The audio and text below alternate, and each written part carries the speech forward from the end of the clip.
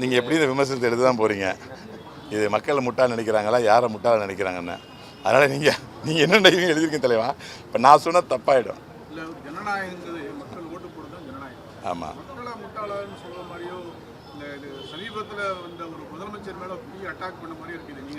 சத்தியமாக அந்த மாதிரி இல்லை. இந்த சமீபத்தில் இந்த படம் வந்து ஷூட்டிங் நடக்கப்பட்ட ஆண்டு உங்களுக்கு தெரியும். இந்த படம் வந்து ஆடியோ டப்பிங் ஒன்று இப்போ ஆண்டு டப்பிங் தேட்டரில் கேட்டுங்க. இந்த படம் எடுக்கும் போது தாவேகா வந்து நிற்கவே இல்லை எலெக்ஷனே அனௌன்ஸ் பண்ணல. உங்களுக்கு தெரியும் தாவேகா எத்தனை சீட்டுகளை பெறுன்னு கூட யாருக்கும் தெரியாது. இந்த படம் ஷூட்டிங் நடிக்கும் போது எலெக்ஷனே வரல. இது வந்து கிட்டத்தட்ட ஒரு 8 மாதத்துக்கு முன்னாடி ஷூட்டிங் முடிக்கப்பட்டு 4 மாதத்துக்கு முன்னாடி டப்பிங் முடிக்கப்பட்டு இப்போ ரிலீஸ் ஆகுது. அது மட்டும் தான் உண்மையை தவிர இந்த படத்தோடைய கிளைமாக்ஸுக்கும் இப்போ நீங்கள் கேட்குற இந்த தாவேகா ஆட்சியோட இதுக்கும் சம்மந்தமே இல்லைங்கிறது எங்கள் சென்சாரை பார்த்தா உங்களுக்கு தெரிஞ்சிருக்கும். சென்சார் டேட்டை பார்த்தா தெரிஞ்சிருக்கும். இதான் உண்மை. இதுக்கு வந்து இவரே பதில் சொல்லுவார். ஏன்னா டைரக்டர் வந்து இது ரெஸ்பான்ஸு இல்லை நான் ஒரே நிமிஷம் நான் விளக்கம் இதுக்கு கேள்வி கேட்க சொல்லுங்கள். இல்லை அவர் கேட்ட கேள்விக்கு நான் எக்ஸ்பிளைன் பண்ணிடுறேன். ஆக்சுவலாக வந்து இந்த கதையை வந்து ஒரு அவுட்லைன் யோசித்தேன். என்ன தெரியுங்களா, ஒரு நல்ல மனிதன் தேர்தலில் தோக்கடிக்கப்பட்டு அவரை தோக்கடிச்சு சாகடிச்சு எத்தனையோ பேர் நீங்களே சொல்லியிருப்பீங்க. விஜயகாந்த் சாரை சொல்லியிருப்பீங்க, காமராஜர் சார் சொல்லியிருப்பீங்க, பக்தாச்சலம் எவ்வளோ பேர் சொல்லியிருக்கீங்க, ஜீவா எத்தனையோ பேரை வந்து சொல்கிறீங்க, கக்கன் எல்லாத்தையும் சொன்னீங்க. அப்போ இதெல்லாம் எப்படி நடந்துச்சு? ஏன் அவங்க தோக்குறாங்க? மக்களை நான் முட்டாள்னு சொல்ல வரலை. ஏன் அவங்க தோக்குறாங்க? அதுக்கு காரணம் சொல்லுங்கள். அதுக்கு ஒரு நீங்கள் சொல்லிட்டீங்கன்னா நான் அப்போ மக்கள் தான் இல்லை சரிங்க. அவங்க இவ்வளவு நல்ல சரி இவங்கெல்லாம் தோக்குறதுக்கு காரணம் சொல்லுங்கள். மக்கள் காரணம்னா அந்த மக்களை தான் இல்லை அந்த மக்களை வந்து நான் குற்றமாக சொல்லலை. என்னன்னா ஒரே ஒரு கருத்து மக்கள் தான் காரணம். மக்கள் தீர்ப்பு தான் மகேஷ் தீர்ப்பு. ஜனநாயக நாடு, அவங்களோட இஷ்டம். அதுக்காக நீங்க ஓட்டு போட்டவங்க முட்டாள்னு சொல்லி கிளைமேக்ஸ் வச்சீங்களா? உங்க கருத்து இந்த ஆட்சியில் உள்ள ஆளு அது கிளைமேக்ஸ்ல ஒரு கவர்னர் மாளிகையில நீங்க தான் நடிச்சிருக்கீங்கன்னு நினைக்காது. மக்கள் தீர்ப்பை எப்படி சார் விமர்சனம் பண்ண முடியும்? இது வந்து எங்களுடைய கருத்து. பார்த்து நீங்க நாளைக்கு வாங்க தியேட்டர்ல வாங்க, உங்களுக்கு தெரியும் என்ன சொல்லுவாங்க. அது ரைட்டு. மக்கள் என்ன சொல்றாங்களோ அதை இப்போ நம்ம ஏத்துக்குருவோம். ஏன்னா சினிமாங்கிறது மக்கள் கருத்தை தான். ஆமா, அப்ப மக்கள் என்ன சொல்றாங்களோ அதை ஏத்துக்கிறோம். ஒன்றும் பிரச்சனை இல்லை.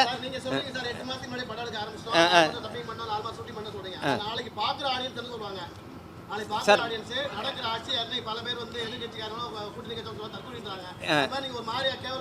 சார் இது வந்து சத்தியமாக சொல்லப்படுகிறேன். இது வந்து அவர் சிஎம் ஆவாருங்கிறதே எனக்கு தெரியாது. இந்த கதை எழுதும்போது இந்த கதையை டிசம்பர் மாதம் நான் வந்து கதையை சொன்னது எஸ் சந்திரசேகர் சார் அவருக்கு. அவருடைய இப்போ இடிச்சிட்டாங்க அந்த வீடு. அங்கே 5 நாள் அவரும் நானும் கிட்டத்தட்ட பல மணி நேரங்கள் இந்த கதையை நாங்கள் பேசியிருக்கோம், டிஸ்கஷன் பண்ணியிருக்கோம். மக்கள் தலைவான டைட்டிலே அவர் தான் கொடுத்தது. இந்த கதையை பல கோணங்களில் பேசி ஒரே ஒரு இங்கே சொல்லிக்கிறேன். நான் ஸ்கிரிப்ட் பேப்பரை முடித்த உடனே அந்த கிளைமேக்ஸை சொல்கிறேன். ஜோசப் விஜய் என்ற நான் அப்படின்னொன்னே எஸ்ஏசி சார் நானும் தான் உட்காந்துருக்கோம். அவர் அப்படி அந்த உணர்ச்சி வசப்பட்டு அவரே அந்த சாமி படத்தை பார்த்து அப்படின்னாரு. அப்படி தான் கிளைமேக்ஸ் வச்சுருந்தேன். என்னன்னா ஒரு தலைவரை இழந்துட்டாங்க. அதாவது பேரை சொல்லக்கூடாது, மக்கள் தலைவர் ஒருத்தர் இறந்துட்டாங்க. இளைய தலைவராக ஒரு நல்ல மக்கள் எந்த நல்லவனை தோக்கடிச்சாங்களோ அந்த மக்களை ஏமாற்றி ஒரு நல்லவனை உட்கார வைக்கணும். ஆனால் ஹீரோவை கிடையாது. எத்தனையோ நல்லதை செஞ்சுக்கிட்டு ஒரு மூலையில் இருக்கிற ஒரு மனுஷனை உட்கார வைக்கணும். அந்த நல்லவன் அந்த மூலையில் உட்காந்துருக்கிறவனை உட்கார வைக்கிறது தான் இங்கே கிளைமேக்ஸு. சூழல் சந்தர்ப்பங்கள் சில மாறிடுச்சு. மாறும்போது அப்போ இதுக்கு என்னடா நம்ம கிளைமேக்ஸ் வைக்கிறது அப்படின்ட்டு முடிவு பண்ணி இந்த கிளைமேக்ஸை வச்சேன். ஆனால் அவர் எஸ்ஏசி ஐயா கூட சொன்னார். என்ன சொன்னாருன்னா, இந்த காலத்தில் ஒரு கட்சியை ஆரம்பித்து எடுத்த உடனே சிஎம் ஆகுறதுங்கிறதெல்லாம் ரொம்ப கஷ்டம். இவ்வளோ பெரிய 2 இயக்கங்கள் வந்து விடாது.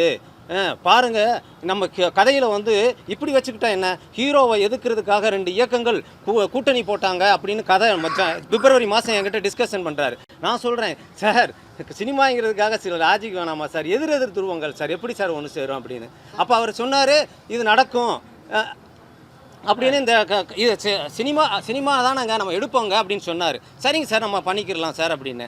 ஆனால் சத்தியமாக இந்த கிளைமேக்ஸு இவர் சிஎம்மாக ஜோசப் விஜய் அப்படின்னு நான் அந்த ஸ்கிரிப்ட் பேப்பரை படிக்கும்போது அவர் அவ்வளோ தூரம் உணர்ச்சி வசப்பட்டார். உணர்ச்சி வசப்பட்டது என் ஸ்கிரிப்டில் நான் சொன்னப்போ தான்.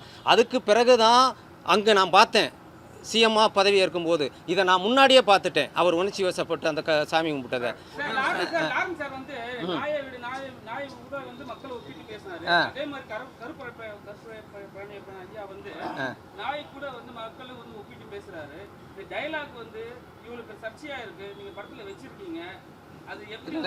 புரியல எனக்கு என்ன சொல்றேன்.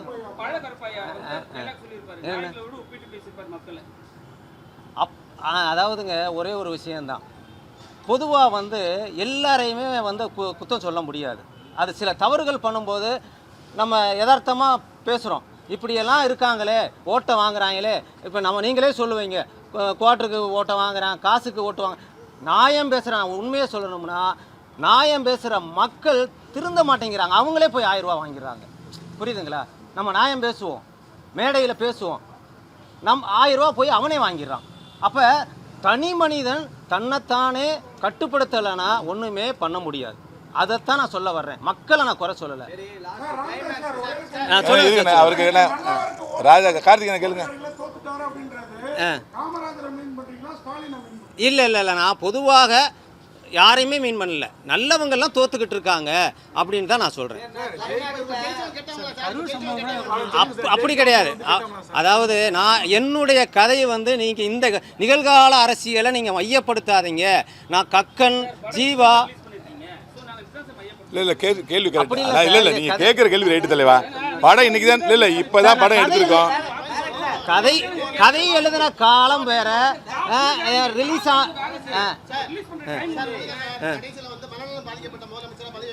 சரி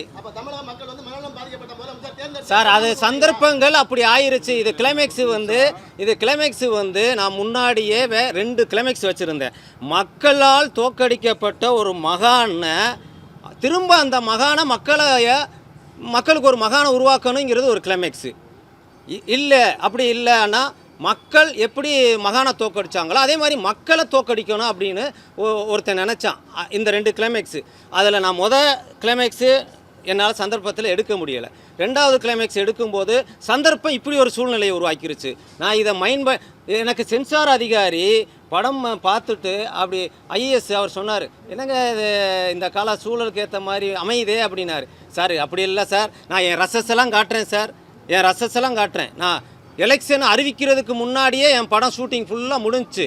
இது எப்படி நடந்துச்சுன்னே தெரியும்.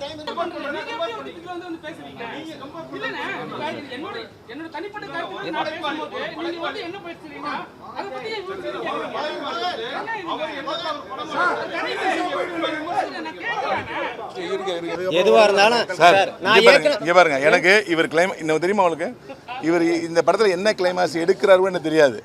இப்போ சொல்கிறேன் விஜய் சார் சிஎம் ஆனோடனே முதல்ல போய் அண்ணா பெருமையாக இருக்குன்னு போய் வாழ் சொன்னவன் நான் தான். உங்களுக்கு தெரியும்னு நினைக்கிறேன், அதில் மீடியாவில் பார்த்துருப்பீங்க. நின்று நான் 5 நிமிஷம் பேசி வந்தேன். என்ன பேசுனேன் தெரியுமா? நான் ஒரு கட்சியில் வந்து கொள்கை பிரபுத்துவம் சில இருந்தாலும் உங்களை நான் எந்த இடத்துலையும் தவறாக பேசினதில்லைனா எவிடன்ஸோடு நான் சொல்லுவேன் அப்படின்னேன். அதுக்கு என்ன சொன்னார் தெரியுமா விஜய் சார்? அதெல்லாம் பாலிடிக்ஸ் தான், அதோட மறந்துட வேண்டியதானே அப்படின்னாரு பெருமையாக. ஆனால் அந்த நேரத்தில் தாவேக்காவோட சேர்ந்த அத்தனை நண்பர்களும் இல்லை ஆமாம், அதே சமயத்தில் அன்றைக்கி தாவேக்கா சேர்ந்த அத்தனை ரசிகர்களும் அந்த மண்டலத்தை சேர்ந்த இல்லைண்ணே சொல்லிடுறேன். தாவேக்கா அதாவது நான் சொன்னது ஓப்பனாக சொல்லிடுறேன். ஒவ்வொரு வீட்லேயும் விஜய் சார் இருக்கார் அப்படின்னு அவர் சொன்ன ஒரு இன்டர்வியூவை எலெக்ஷன் டயத்தில் ரவிமரியா விஜய்க்கு சப்போர்ட்டாக சொல்லியிருக்காருன்னு சொல்லிட்டு எல்லோரும் மீம்ஸாக போட்டாங்க. அது எல்லா விஜய் ரசிகரும் நான் இப்போ ஏடிஎம்கே பிரச்சாரம் பண்ண போகிறப்பலாம் தலைவா சூப்பர் இருக்கவே இல்லை இவ்வளோ தூரம் பேசுகிறவன் இல்லை இப்படி சொல்கிறவன் இந்த கிளைமேக்ஸ் என்னன்னு எனக்கு தெரியாது. நான் இல்லை கிளைமேக்ஸில் உங்களுக்கு தெரியும். அப்போ நான் எம் நாட் ரெஸ்பான்ஸ். ஓகேவா? இது இந்த ஆளுங்கட்சியை நாங்கள் இது பண்ணி எடுக்கலை. இது அப்படி கிடையாது. அப்படி தயவு செய்து நீ அப்பதான் நோண்டாதப்பா, நீங்க விடப்பா. நான் இப்பதான் இல்ல இருங்க. இதே மாதிரி நீங்க வந்து இல்ல இந்த மாதிரி நீங்களே இங்க பாருங்க. இப்ப யாரு கேவலப்படுத்துறது கவர்மெண்ட்? நீங்க உங்க கேள்வி மூலம் நீங்க தான் கேவலப்படுத்துறீங்க. நாங்க விஜய் சாரை மதிக்கிறோம், வாழ் சொல்லியிருக்கோம். அவர்கிட்ட நான் 10 நிமிஷம் பேசி வந்திருக்கேன். அவருடைய மரியாதை அவர் நான் வச்ச அன்பை சொல்லிட்டு இருக்கேன். நான் அன்புங்கிறது குஷி படத்தில் நான் அசிஸ்டன்ட் டைரக்டர் ஜில்லாவில் நடிக்கிற வரைக்கும் நான் அவரோட தொடர்பு வச்சிருக்கேன். எனக்கு அவருக்கு நட்பு பெருசு.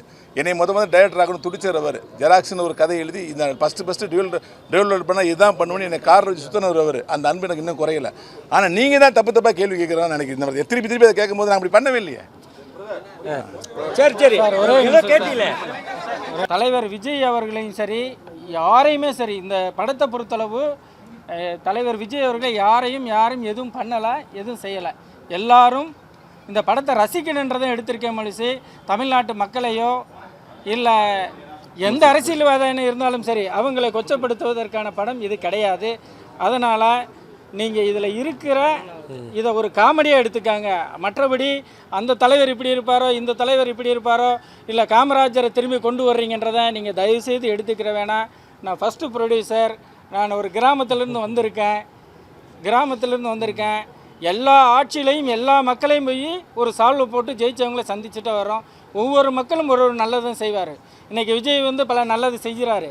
அடுத்த ஒரு படம் எடுத்து வாய்ப்பு இருந்தால் அவர் நன்மைகளெல்லாம் சொல்லி காமிக்கக்கூடிய ஒரு வாய்ப்பு கண்டிப்பாக எனக்கு இருக்கும். அதனால் நாங்கள் இது அரசியலில் இப்போ இதுவரைக்கும் ஆண்ட அரசியல்வாதிகளை யாரையுமே குறை சொல்லி இதில் நாங்கள் படம் எடுக்கவே கிடையாது சார். நன்றி சார்.